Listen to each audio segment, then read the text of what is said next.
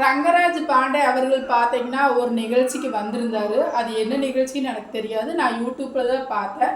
அந்த நிகழ்ச்சியில் பார்த்தீங்கன்னா ஒவ்வொரு ஃபோட்டோவோ போட்டு அவர்கிட்ட கேள்வி கேட்டாங்க. அவர் எல்லாத்துக்கும் பதில் சொல்லிட்டு வந்தார். அதுக்கப்புறம் பார்த்தீங்கன்னா விஜய் ஃபோட்டோ போட்டாங்க. விஜய் ஃபோட்டோ போட்ட உடனேயுமே அங்கே இருக்கிற பெண்கள், ஆண்கள், பசங்க எல்லாருமே பார்த்தீங்கன்னா கத்த ஆரம்பிச்சிட்டாங்க. விஜய் விஜய்ன்னு சொல்லி டிவிக்கேன்னு கத்த ஆரம்பிச்சிட்டாங்க. உடனே ரங்கராஜ் பாண்டே என்னங்கிறாரு, கத்துற பாதி பேர்த்துக்கு இதில் ஓட்டே கிடையாது அப்படின்னு சொல்லி சொன்னார்.